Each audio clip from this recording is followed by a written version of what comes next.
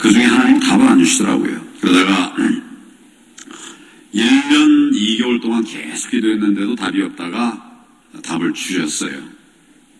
저는 정치를 그만하고 싶었습니다. 그래서 정치를 하나님이 시키셨으니까 이제 그만하게 해달라고, 다른 방법으로 나라에 기여할 방법을 찾게 해달라고 기도를 했는데 답이 없다가 하나님이 답을 주셨어요. 그 답이 뭐냐? 회개하라고 했습니다. 저는 정치를 할까요 말까요를 기도하고 있었는데 1년 넘게 답이 없으시다가 답을 주셨는데 회개하라는 거였어요. 제가 전혀 상상도 못했던 이런 하나님의 응답이 있어서 제가 곧바로 회개를 시작했습니다. 회개 기도를 시작하니까 내가 상상도 못했던 회개거리들이 막 쏟아져 나와요. 그 얘기들 중에 상당 부분은 제가 다른 기회를 통해서 말씀을 드렸기 때문에 대부분 다 아시리라고 생각하고, 제가 13일 동안을 정말 아무 다른 것 기도하지 못하고 회개만 했는데, 회개한 뒤에 하나님께서 이렇게 말씀하셨어요. 회개는 어느 정도 됐다. 이제 내가 너를 다시 일으켜 세우리니 나가라. 그러니까 정치를 다시 하라는 말씀이었어요. 이게 작년 금년 6월 27일의 일입니다. 제가 기도를 시작한 것은 회개를 시작한 것은 6월 15일이고 하나님께서 이제 회개는 어느 정도 됐다. 다시 일어나 나가라. 내가 너와 함께 하겠다. 그 말씀하신 것이 6월 27일이에요. 그러면서 하나님께서 내게 두 가지 사명을 줬습니다. 하나는 나라가 이렇게 어려워진 것은 목회자들의 타락 때문이다. 나가서 목회자들을 만나서 회개하라고 촉구를 해라. 둘째는 정부가 잘못하는 것에 대해서 뭉쳐서 비판해라.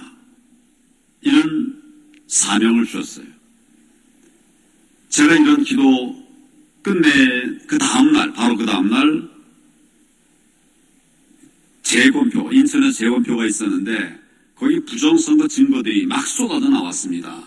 하나님께서 제게 네가 이걸 외쳐라, 알려라. 만약에 부정선거가 이루어져서 다음 선거가 조작이 되면, 그래서 반기독교적인 정권이 계속 이어지게 되면, 그러면 제일 먼저 피해당할 것이 바로 교회다, 목사다, 장로다, 권사, 집사들이 제일 먼저 피해당하게 된다. 그렇게 놔둘 수 없다. 부정선거를 외치고 부정선거를 바로 잡아라. 그런 감동이 와서 제가 그 뒤부터 바로 이제 행동을 하고 있습니다. 두 가지를 했어요. 하나는 회개를 촉구하고 있습니다.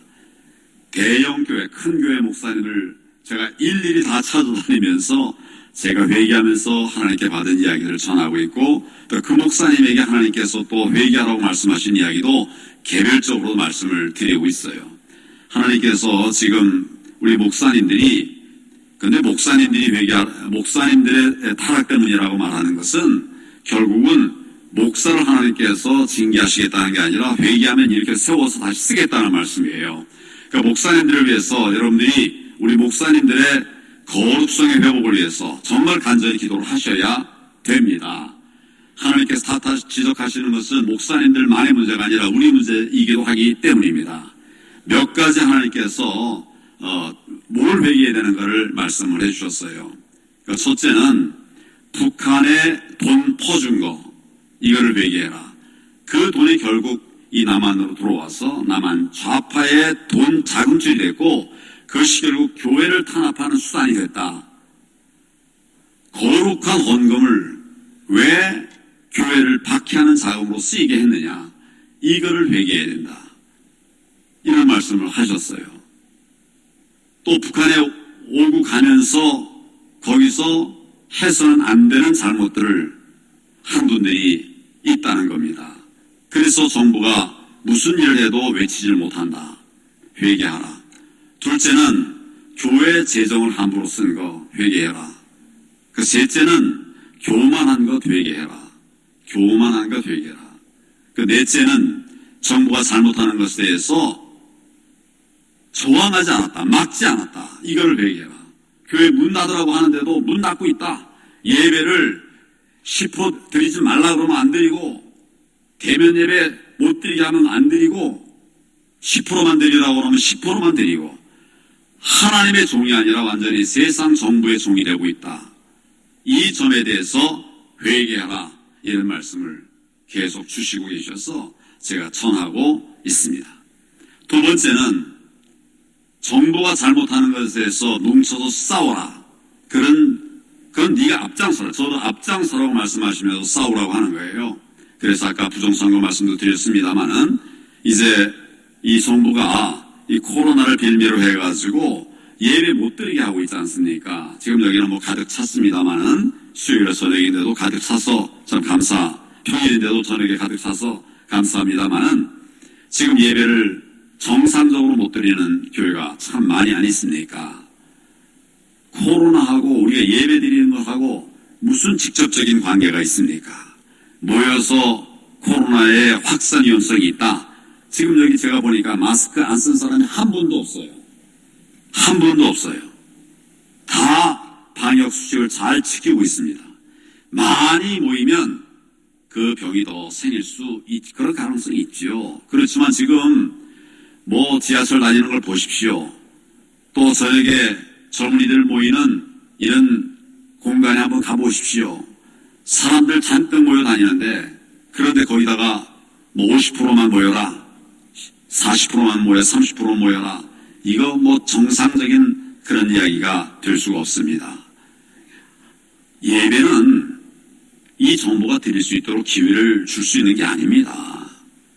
그것은 하나님께서 우리 주신 명령이에요. 모이기를 힘쓰라고 하시지 않았습니까? 온라인으로 막 이렇게 한다. 이게 모이는 걸까요? 핑계에 우리가 빠져들어가 있는 겁니다. 모이기를 더욱 힘쓰라고 할 때 우리가 정부의 말을 듣고 예배를 줄인다면, 모여 예배 드리는 것을 줄인다고 하면 과연 우리가 하나님 앞에 정말 예배하기를 힘썼습니다. 이렇게 말을 할 수가 있겠습니까? 또 이 정부가 차별금지법이라고 하는 걸 만들고 있어요. 제가 2013년도에 법무부 장관 된 뒤에 첫 번째 받은 우리 부처의 핵심 과제가 뭐였냐면 차별금지법 통과였어요. 내가 그것을 보고 듣는 순간 하나님께서 정말 이 때를 위해서 나를 세우셨구나. 그 법무부 장관의 일이거든요. 그래서 제가 어떻게 했겠습니까? 하여튼 막았습니다. 근데 그때만 해도 교회 목사님들이 이 차별금지법이 뭔지 잘 몰랐어요. 이 포괄적 차별금지법 안에는 성적 지향에 의해서 처벌할 수 없다, 차별 대우할 수 없다, 이렇게 되어 있습니다. 이 성적 지향이라는 것 자체를 그때만 해도 몰랐어요. 그래서 이미 여러 군데서 막 이 차별금지법이 통과되고 막 이런 시도들이 있었단 말이죠. 근데 하나님께서 그걸 막게 해주셨어요. 지금도 다시 차별금지법을 이 정권 내에 통과시키려고 하는 아주 음험한 이런 시도들이 계속되고 있습니다. 아마 이 정권 바뀌기 전까지 그렇게 하려고 노력을 할 거예요. 반드시 우리가 막아내야 되는데, 모이지 못하게 한다고 모이지 않으면 어떻게 우리가 이런 일들을 해낼 수가 있겠습니까? 대면 예배 전면 금지라고 하는 정부의 방침이 나온 뒤에 제가 곧바로 대면 예배 전면 금지는 위헌이다, 이런 선언을 하고 나는 앞으로 계속 대면 예배를 드리겠다, 그렇게 선언을 했고 저는 계속 그렇게 하고 있습니다. 대면 예배 전면 금지는 위헌입니다. 우리 헌법 제20조에는 모든 국민은 종교의 자유를 갖는다, 이렇게 되어 있습니다. 물론 헌법 37조 2항에는 이러한 자유는, 종교의 자유를 비롯해서 뭐 다른 여러 가지 자유가 있습니다만, 이러한 자유는 질서 유지 등을 위해서 법률에 따라서 제한할 수 있다. 그러나 그 본질적 내용을 침해할 수는 없다, 이렇게 되어 있습니다.